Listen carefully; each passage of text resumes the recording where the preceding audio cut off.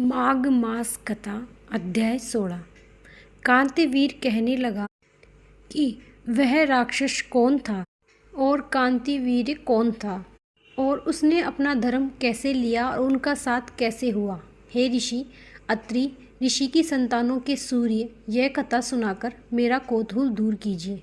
तब दत्तात्रेय जी कहने लगे कि राजन, इस पुरातन विचित्र इतिहास को सुनो।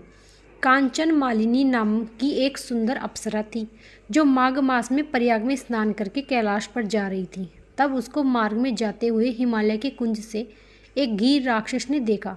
उस सोने जैसी तेज वाली, सुंदर कटी वाली, बड़े बड़े नेत्रों वाली, चंद्रमुखी, सुंदर केश और पीने पयोदर वाली सुंदर अप्सरा को देखकर उस राक्षस ने कहा कि हे सुंदरी कमल नयनी, तुम कौन हो और कहाँ से आ रही हो? तुम्हारे वस्त्र और वेणी भीगी हुई क्यों है? तुम आकाश मार्ग से कहाँ जाती हो और किस पुण्य के प्रताप से तुम्हारा शरीर ऐसा तेजस्वी और रूप ऐसा मनोहर है? तुम्हारे गीले वस्त्र से मेरे मस्तक पर गिरे हुए एक बूंद जल से मेरे क्रूर मन को एकदम शांति प्राप्त हो गई। इसका क्या कारण? तुम बड़ी शीलवान होती हो, इसका क्या कारण है? मुझसे कहो। अप्सरा ने कहा कि हे राक्षस सुनो, मैं काम रूपिणी अप्सरा हूँ।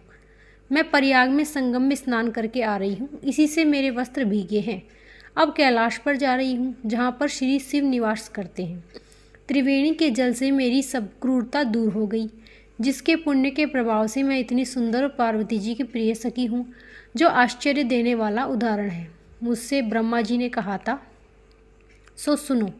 मैं कलिंग देश के राजा की वेश ही रूपणी लावण्य सुंदरता में अपूर्व थी। मेरी सुंदरता पर सारा नगर मोहित था और मैंने अनेकों प्रकार के भोग भोगे। अनेक प्रकार के वस्त्र और आभूषणों की घर में कोई कमी नहीं थी। कई कामी पुरुष आपस में इस स्पर्धा से ही मृत्यु को प्राप्त हो गए। इस तरह उस नगर में बड़ी सुंदरता में जीवन व्यतीत हुआ और वहीं यौवनावस्था प्राप्त हुई और मैंने अपनी सारी आयु पापों में ही व्यतीत कर दी। धर्म का कोई कार्य, दान, तप, यज्ञ आदि नहीं किया।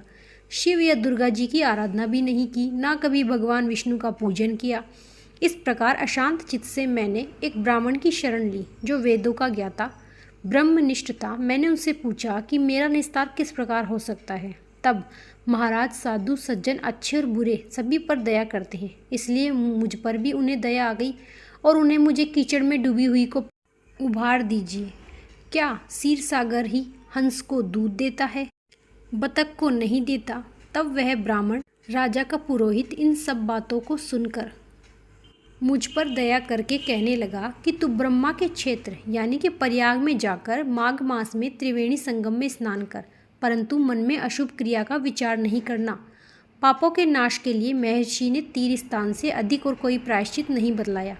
प्रयाग में स्नान करने से तो अवश्य ही पवित्र होकर स्वर्ग को जाओगी। हे बामिनी, पुराने समय में गौतम ऋषि की स्त्री को देखकर इंद्र ने काम के वशीभूत होकर कपट वेश में उससे भोग किया, इसलिए ऋषि द्वारा श्राप दिया गया और उसका शरीर अत्यंत लज्जा युक्त हजारों भंगों वाला इंद्र नीचा मुंह करके अपने पाप कर्म की बुराई करने लगा। मेरु पर्वत के शिखर पर स्वच्छ जल वाले सरोवर पर एक स्वर्ण कमल से भरे हुए कोटर में घुस गया और अपने पाप को धिक्कारता हुआ कामदेव की बुराई करने लगा। यह सब पापों का मूल है। इसके ही वशीभूत होकर मनुष्य नरक में जाते हैं और अपने धर्म, कीर्ति, यश और धैर्य का नाश करते हैं। इंद्र ऐसा सोच ही रहा था, सो इंद्र के बिना सारा देवलोक शोभाहीन हो गया। तब देवता, गंधर्व, किन्नर, लोकपाल इंद्र रानी के सहित बृहस्पति जी से जाकर पूछने लगे कि महाराज, इंद्र के न रहने से स्वर्ग ऐसा शोभाहीन हो गया है जैसे सतपुत्र के बिना श्रेष्ठ कुल, इसलिए स्वर्ग की शोभा के लिए कोई क्रिया सोचिए। इस विषय में देर तक नहीं लगनी चाहिए। तब बृहस्पति जी कहने लगे कि इंद्र के बिना सोचे विचार जो कर्म किया है उसका फल भोग रहा है, सो वह कहाँ है? यह सब जानता हूँ।